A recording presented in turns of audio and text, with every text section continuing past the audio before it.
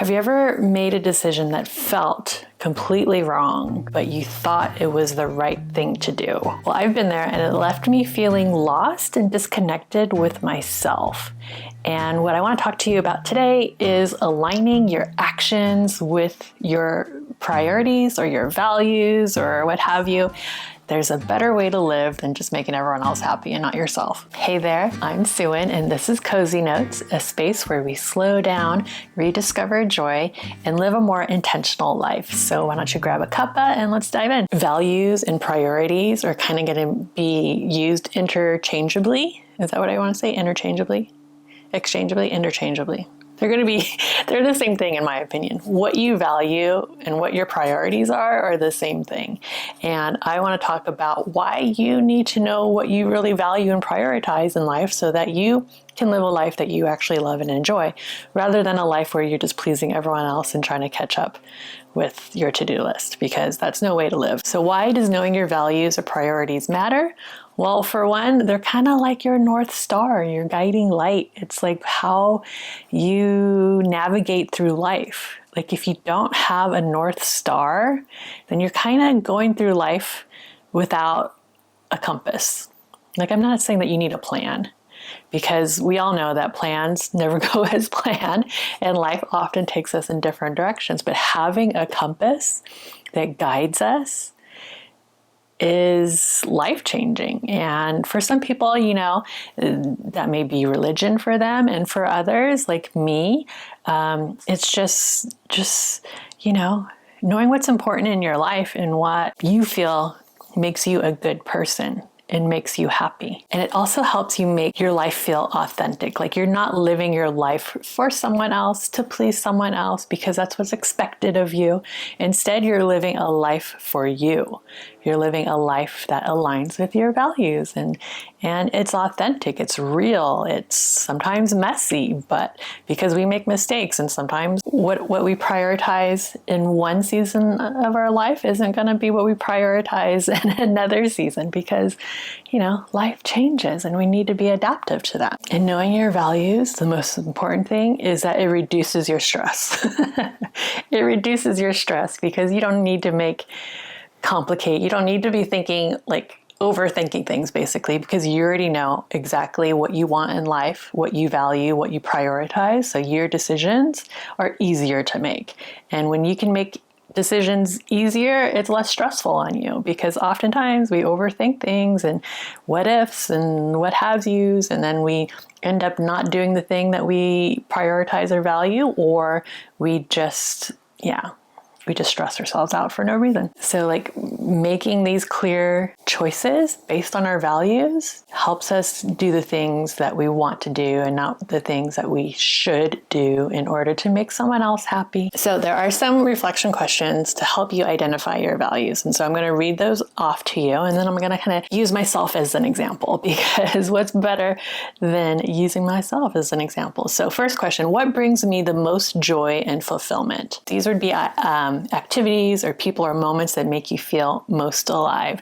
And so what makes me feel alive is travel, for one, spending time with my family, not on my phone, writing. I really love to write. I have so many ideas in my head, so many things that I want to share. And so I just scribble in my journal and write all those down. I find that writing in my journal is much more therapeutic, much more authentic than if I'm writing on the computer. I don't know what it is, but that's something that's important. Yeah, my family, travel. I love to be outdoors, hiking or just taking a walk, exploring new places, reading, all the things that I love, and then enjoying time with the people that I love and that love me back. So those are the things that really bring me joy and fulfillment in life. So question 2, when have I felt most proud of myself? And all these questions I will leave down in the description of this podcast or video, whichever one you're watching. So when have I felt most proud of myself? When I've done something on my own without anyone's help, that is when I feel most proud of myself. When I've accomplished something that I really want to do, something that I want to do for myself, not something I want to do or need to do for someone else, but when something I do for myself And so most proud I felt was probably,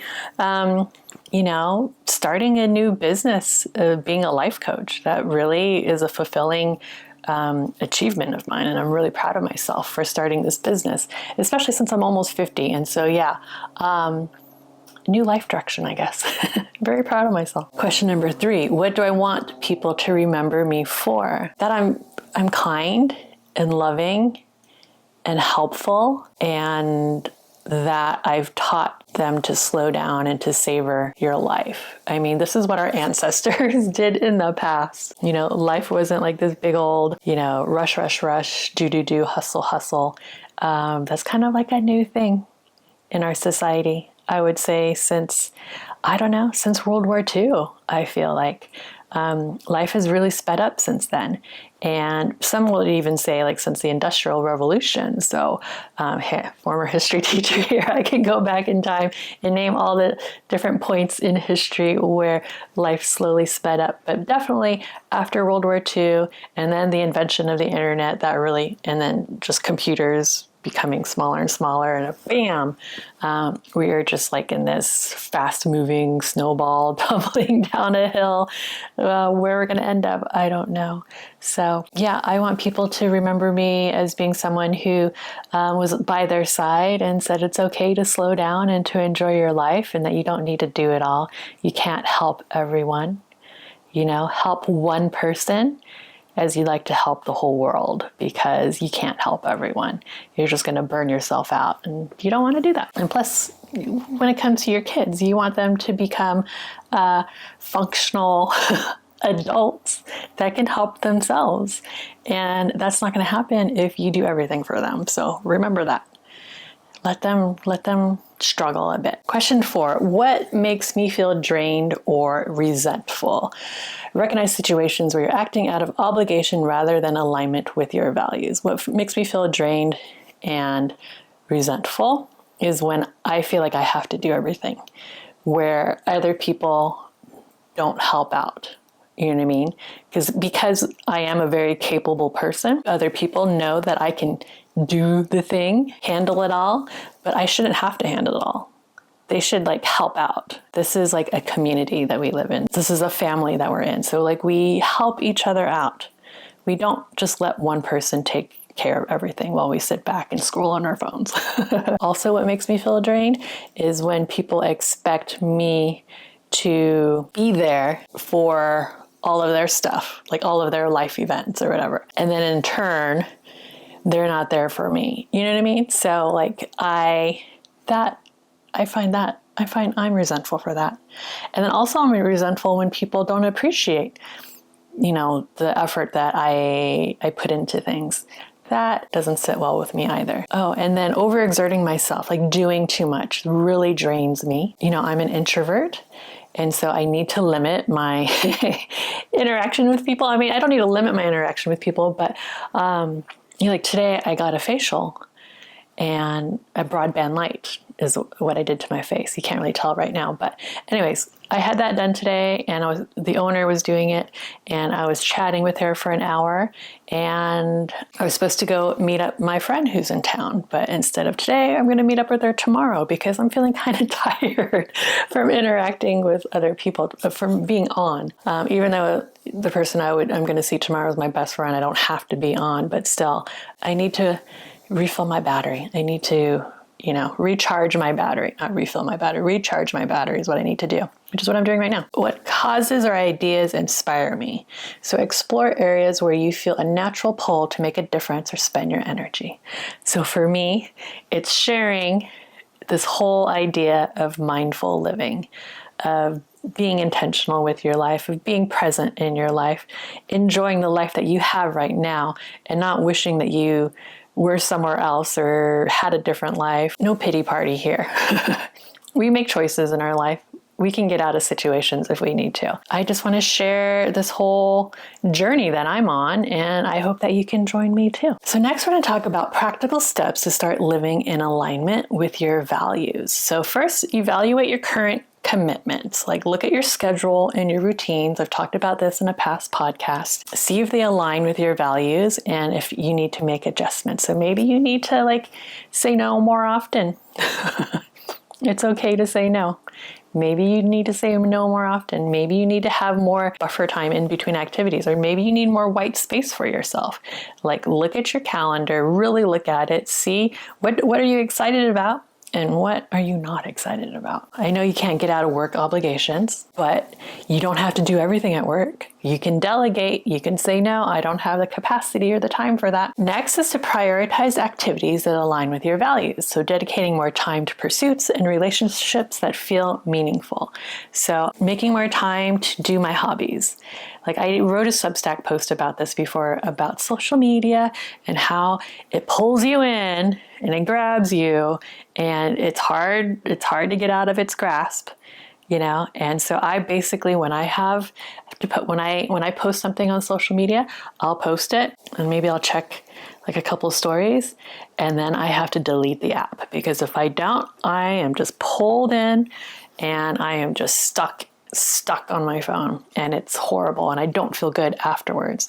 And so I don't want to spend so much time on social media. I don't want to spend so much time on my tech.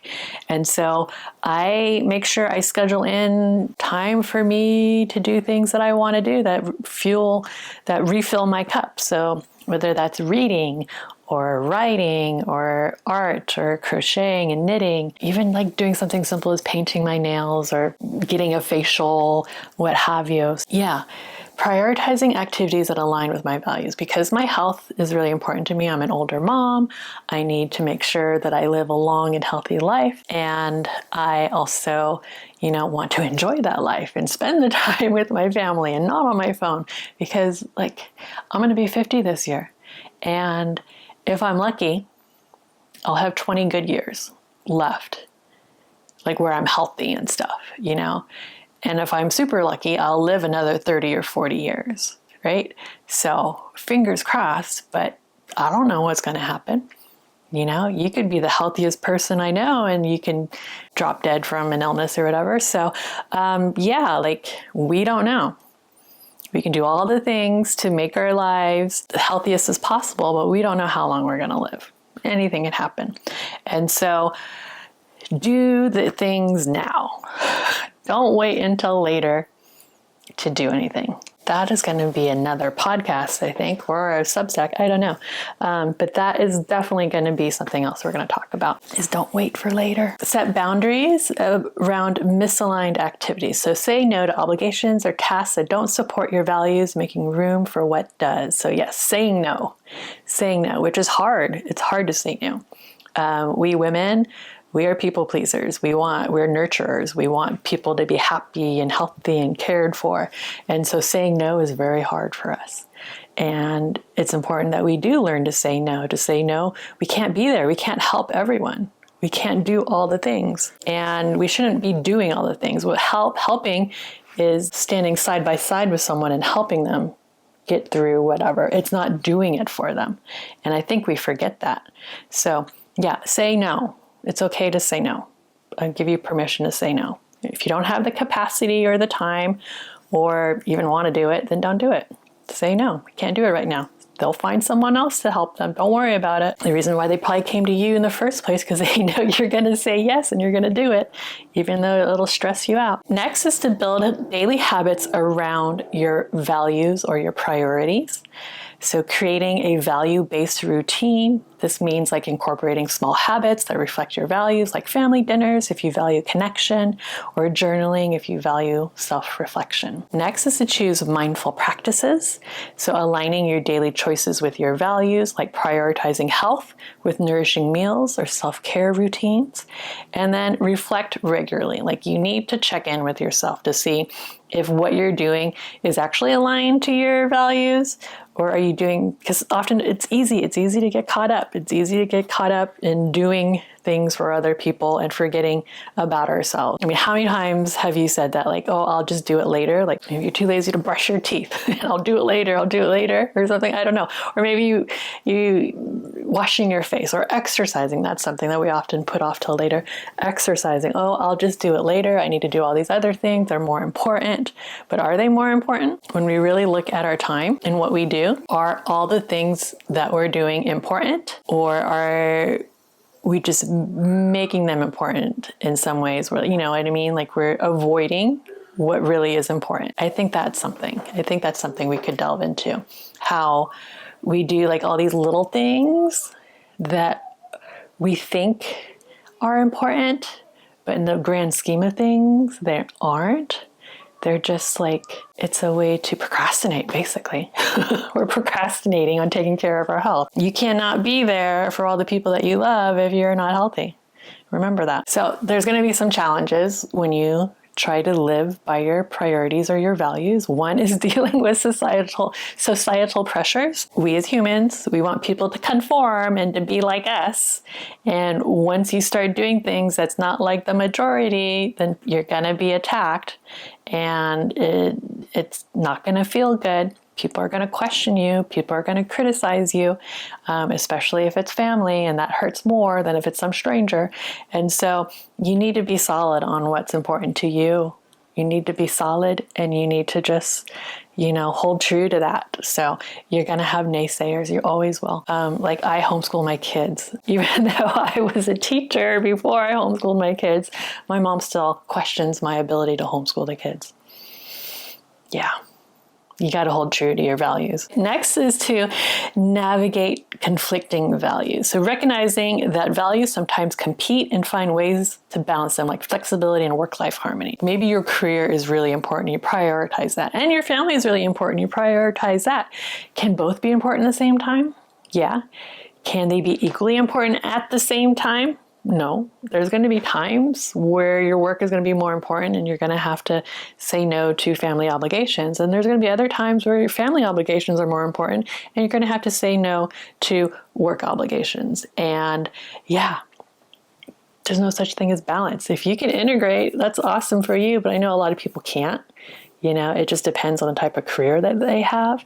Me working from home, being a life coach, I can easily integrate my business with my life and my family time. Whereas someone who works a 9-to-5 or a salary job, which sometimes they work late into the night, like until midnight at night, it's going to be a challenge. It's going to be a challenge.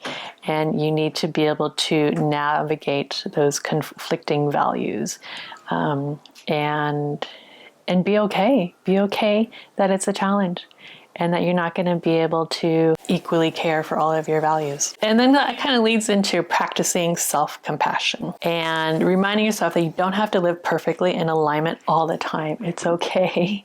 It's okay if you don't always follow your priorities or your values. It's okay. It's all about the journey and not the destination. As long as you mostly live your life according to your values, your priorities, you're going to be okay. But if the majority of the time you don't, then you need to really question, what are you doing? What are you doing with your life? I have a visitor. The reason why I want you to live according to your priorities or your values is because it changes your life for the better. It changes your life for the better. So it enhances fulfillment and purpose. So when we align our actions with what we care about, life just feels so much better. And we're living with purpose. We're living with purpose. And I feel like a lot of us, when we're not aligned with our values, when we're not living a life with purpose, we feel lost. We feel unmotivated. We feel depressed. We're just not happy in life. And life is too short for that. Life is too short to be unhappy with your life. So let's live with purpose. Let's live a life that feels fulfilling. Okay. All right. And so I already mentioned it before that it improves your decision making. So making decisions are so much easier. You don't have to think so hard about anything. So you just know exactly, you can confidently make a choice, make a decision, and not have to, ask for other people's opinions about whether you should do this or not. It also creates a deeper connection to yourself. So when you're living in alignment with your values, you understand and honor who you truly are. Listen to your intuition. And remember, your intuition is coming to you, is something you should listen to when you're in a strong, solid state. When you have anxiety and you're anxious and you're stressed, your intuition's not always going to be correct. That may not be your intuition that you're feeling. It may just be your primitive brain, your lizard brain, your downstairs brain that's doing the thinking and not really using logic in some ways, because our primitive brain does not know the difference, or subconscious, some people call it, does not know the difference between real and imaginary. It's the same to it. Intuition comes from a strong, solid place. So just remember that. So a deeper connection with yourself. When you're living in alignment with your values, you have a deeper connection with yourself and your intuition is stronger. So I hope after this podcast that you spend time kind of reflecting on what you value and what you prioritize in life, and the things that you don't, because sometimes it's easier, like, no, I don't like that, to like narrow down what you do enjoy in life, what you do prioritize, what you do value. I hope that you choose one small action to bring your life into greater alignment this week. And if you're interested in working with me, I do have only three spots open for the spring if you want to work one-on-one with me for 12 weeks. And I also have my Voxer only coaching, which is available year round. And I have like mini sessions as well. So I'll leave all those links down below. And if you enjoyed this podcast or video, and wherever you're listening or watching this from, please, I would love it if you left a review. 5 stars, 5 stars, or just leave a comment and subscribe. Do all this, share with your family, do all the things. I love you so much, and I'm glad you're here, and I'll see you guys next week. Ciao.